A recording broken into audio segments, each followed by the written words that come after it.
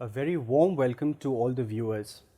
I am Advocate Anshuman Singh, and today we would be discussing on Article 370 and the various dimensions associated with it. I have the great pleasure and privilege in interviewing somebody who possesses a kaleidoscopic range of knowledge, formerly the Chief Justice of the Patna High Court and currently serving as the Chairman of the Punjab Human Rights Commission, Honorable Justice Iqbal Ahmed Ansari. It is such a pleasure and privilege having you. We are on the discussion of Article 370 and we would be discussing on the various aspects associated with it.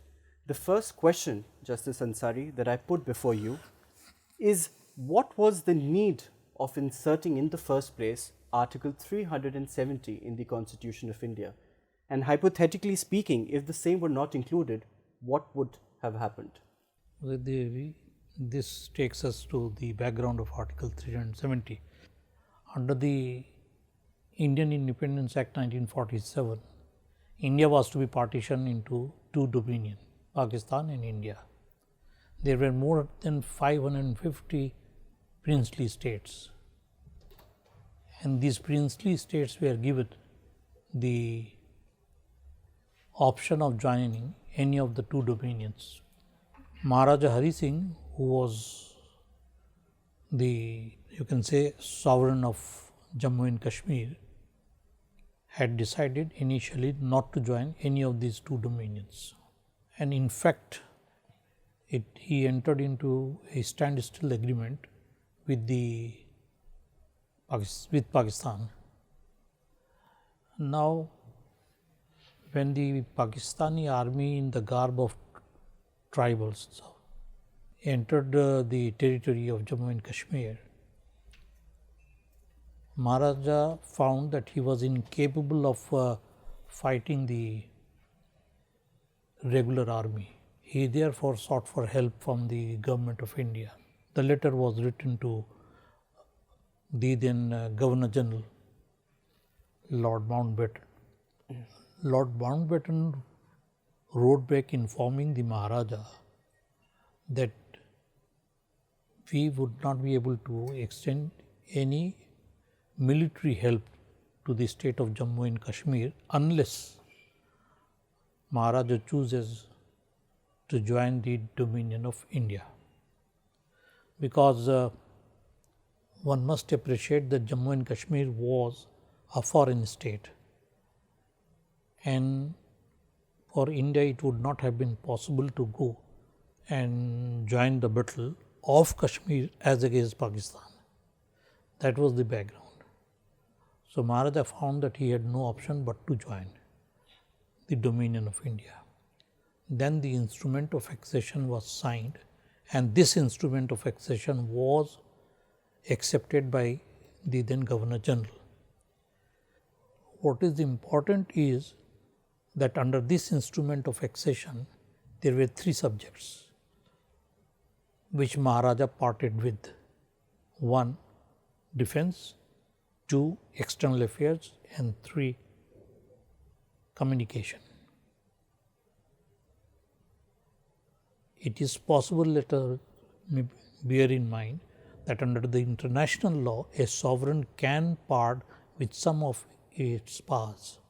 So it was on this principle that these three powers were given by the Maharaja to Government of India. This was accepted. Now obviously, since these were the three powers available with the three subjects were available with the Government of India, it could have done nothing so far as the other subjects were concerned. We know that as far as Constitution of India is concerned, it has three lists under its 7th schedule. Union list, which gives the power to the Parliament to make law. Concurrent list, that is list 3, which gives power to both the state and the union to make law, and in case of conflict between the two, it is the law made by the Parliament which would prevail.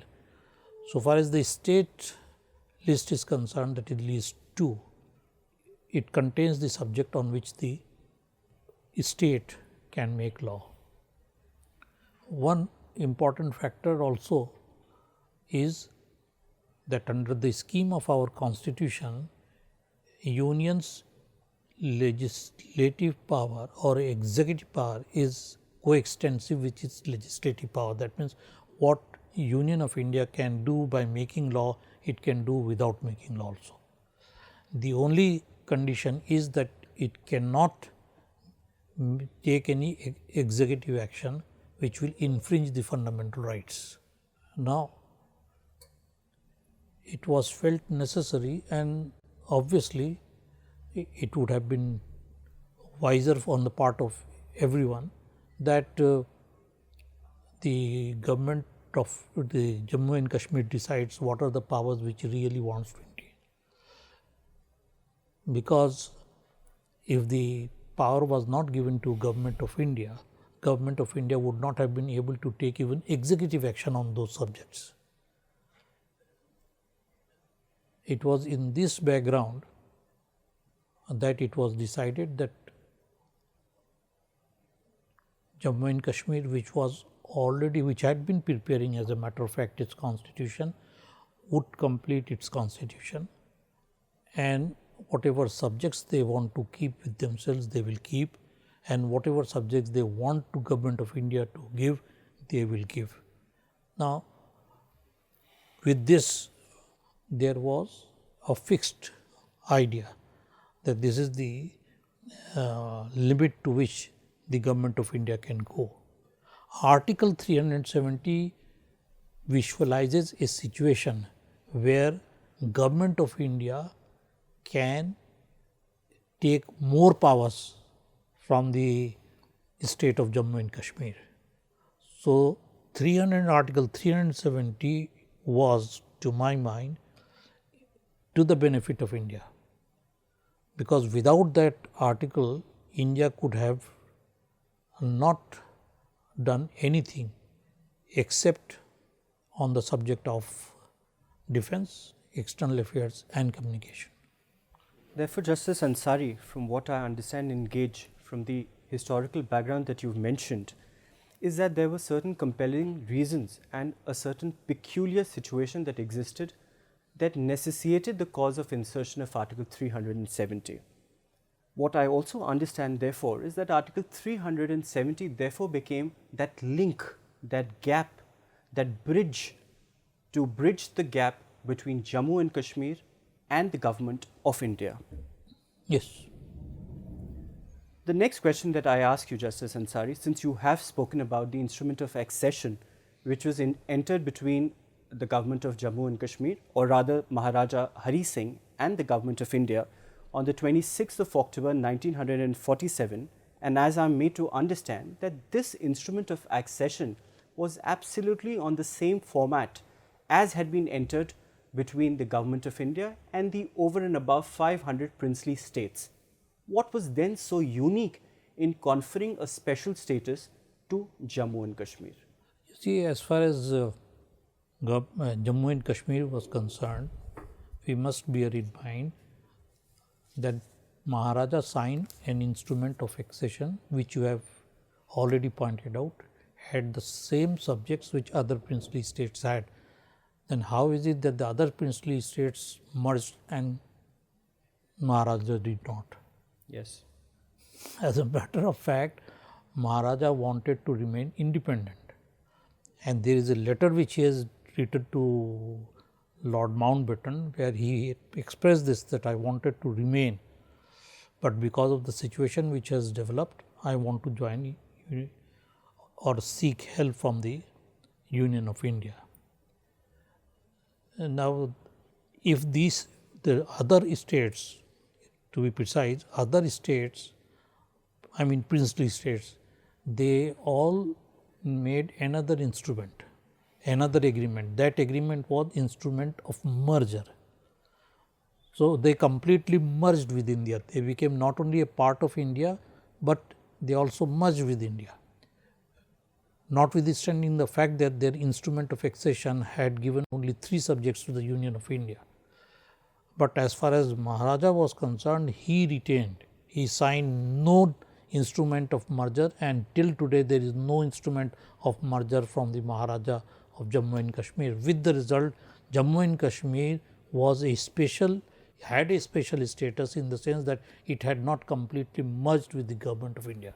That is a very valid point that you're making, Justice Ansari, and let me reiterate that relevant point. And if I may interrupt too, that was the reason why 370 was necessary, because without 370 we could not have reached Jammu and Kashmir. So you have rightly described that it was a kind of a bridge, or you can say a tunnel, through which government of India was reaching Jammu and Kashmir and taking executive as well as legislative action. And therefore, the fundamental difference remained that while the government of India entered into two instruments, namely the instrument of accession and the merger with the other princely states, the instrument of merger was never entered between India and Jammu and Kashmir. Yes. And that made the fundamental difference. Yes. I now take you back, Justice Ansari, to the time at when the constitution was being framed. And this question really is two-folded. The first part of which I ask, was Dr. B.R. Ambedkar against the very inclusion of Article 370? The second question that I seek to then ask is, was there any voice of dissent within the Constituent Assembly against the inclusion of Article 370? We are referring to the Constituent Assembly of India, I presume. Yes. Not Constituent Assembly of Jammu and Kashmir. As far as Dr. Ambedkar was concerned, as it has come out with the materials published even by the External Affairs Ministry, Government of India, is that Dr. Ambedkar was of the view that Kashmir shall be given to Pakistan and Jammu and Tibet shall be allowed to join India. This was his idea. And coming to the Constituent Assembly, I will make it very clear. If you go through the debates or the I will not call it debates, proceedings of the Constituent Assembly, you will find to the inclusion of Article 370, there was no objection raised by anyone. Not only Dr. Ambedkar, but also Dr. Shyama Prasad Mukherjee, who became a very big critic of Pandit Nehru. He also did not raise any voice. Nobody raised any voice. That's again a very, very interesting anecdote that you shared with us. I'm almost being compelled to ask at this stage, Justice Ansari, what was the stand of Sardar Patel as regards to the inclusion of 370 in the Constitution of India? I don't know how many of our viewers are aware of the fact that Nehru was leaving at the time when Article 370 was to be included for United States of America. So while going, he had words with Sardar Patel, and because of the fact that larger number of the members of the Constituent Assembly belong to Indian National Congress, this 370 was first brought up for discussion in the Congress Working Committee, and with the help of Sardar Patel only, 370 in its form, which had been included, passed by the Congress Working Committee. And secondly, the meetings which took place with regard to the sharing of powers and other things were at the residence of Sardar Patel. In fact, there were two important sittings which took place where Sardar Patel was present, Sheikh Abdullah and his people were present, and even Nehru was present. And then a letter was to be sent to Sheikh Abdullah, which was first sent to Sardar Patel, where it has been made very, very clear that this letter will be sent to Sheikh Abdullah only if Sardar Patel approved. So the letter which Nehru wrote with regard to the sharing of power, the scheme which the government of India and Jammu and Kashmir had, or the understanding which they had with each other, that was with the approval of Sardar Patel. So it would be too wrong to say that Sardar Patel did not know anything, or he was not kept in the loop, or He was not aware of the developments, or he was not even aware of the inclusion of Article 370. And therefore, far from being kept from the loop. I may also interrupt you for pointing out that Sardar Patel was a very, very towering personality. In this personality, in the sense that he was not a person who could have been cowed down by anyone. So, if he had any objection, he would have raised his voice of protest. So, since he did not raise any voice of protest, means that he also acquiesced to the fact that yes, this is the manner in which we can deal with the state of Jammu and Kashmir. I agree with you completely, sir. Having spoken about Sardar Patel and his competence in consolidating over 500 princely states with the territory of India, I would like to ask you one question at this stage, since we are on the topic of the princely states, that did the princely states have the option of remaining independent, or were they compelled to accede to one of the unions? No, under the Government of India Act 1947, there was no such thing that in princely states would have to join one of the two. It was given to them, and that's why Maharaja had the discretion of not joining, and he did not initially join. Since recently Article 370, at best, if we may put it, has been modified or abrogated to a certain extent, I'd like to only ask you, was there ever an intention of the constitution makers to modify 370 itself? You see, 370 has many dimensions, as it stood earlier. 370 said that it is for the Constituent Assembly of Jammu and Kashmir to decide what are the powers which it will have, right, and what are the powers which would be available with India, obviously. Now, in order to enable India to apply the provisions of the Constitution to the state of Jammu and Kashmir, Article 370 said that it can be done with the help of with the concurrence of the Constituent Assembly of Jammu and Kashmir. That means, if I have to apply a particular article, that means the field of power, to Jammu and Kashmir, then Jammu and Kashmir shall give me that power. That's one. And secondly, President of India will issue a proclamation or a notification to that effect. And if any of the provisions of Article 370 has to be ceased, its operation or modified, then in that event the recommendation has to come from the Constituent Assembly of Jammu and Kashmir. Now, having delved into the historicity in order to really understand and appreciate Article 370, I now come to understanding the legality of Article 370 in its totality. Article 370 appears in Part 21 of the Constitution, which deals with temporary, transitional and special provisions. Justice Ansari, my question to you is, what do you infer of these terms being temporary, transitional and special provisions, and how is it relevant to Article 370? You see, because Jammu and Kashmir was a peculiar case where the Government of India had only three powers, as I have repeatedly pointed out: external affairs, defense and communication. It did not have other powers. Now, because of the fact that it was for the Constituent Assembly of Jammu and Kashmir to decide what powers they will have and what powers they may part with in favor of India or Union of India, that is why it was temporary. That is why it was transient. Supposing Constituent Assembly would have decided that no, entire provision of the Constitution of India would apply to us, then there was no need of Article 370.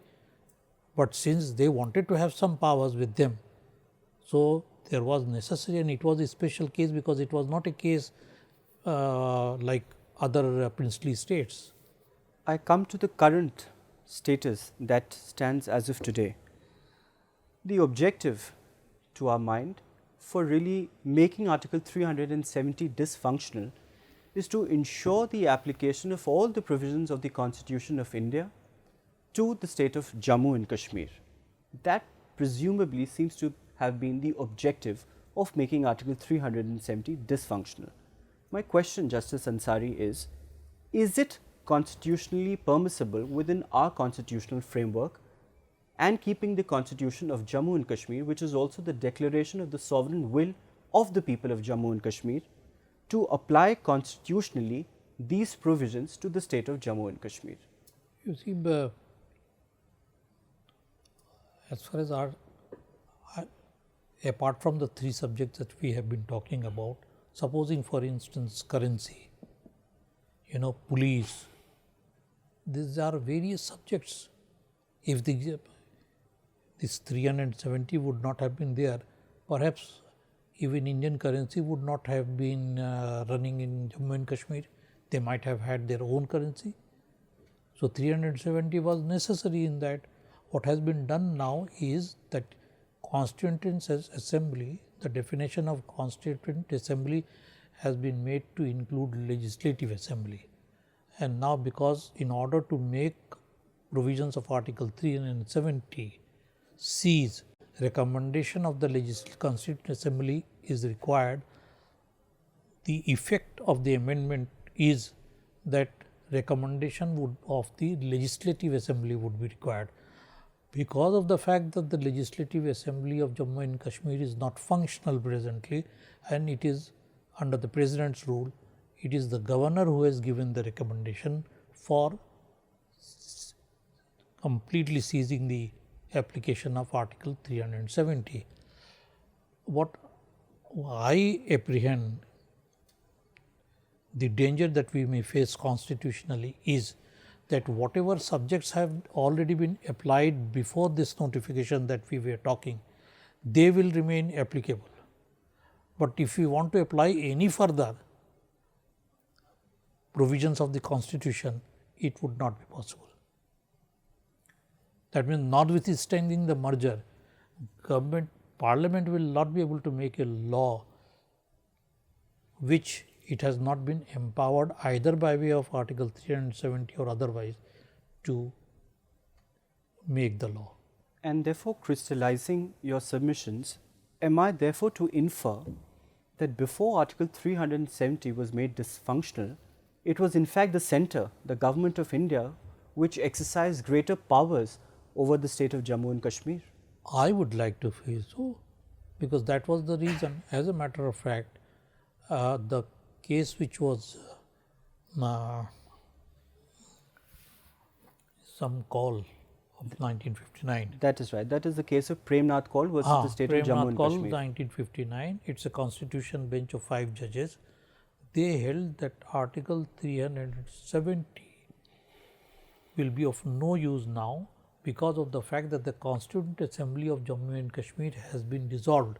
Now, once the Constitutional Assembly of Jammu and Kashmir has been dissolved, its concurring or recommendation would not be possible, and therefore Article 370 can no longer be functional. Subsequently, in another case somewhere in 1962 or 68, which I think Prakash, I am forgetting the name. In that particular case, Supreme Court, without making reference to its earlier judgment of 1959, said that no, Article 370 is still functional. So, you have actually 2 judgments of equal strength, and when 2 judgments of equal strength is there, anyone can take resort to any of the 2 judgments. And why is that? Even in 2016-17, in the case of SBI, Justice Nariman held that Article 370 is an integral part.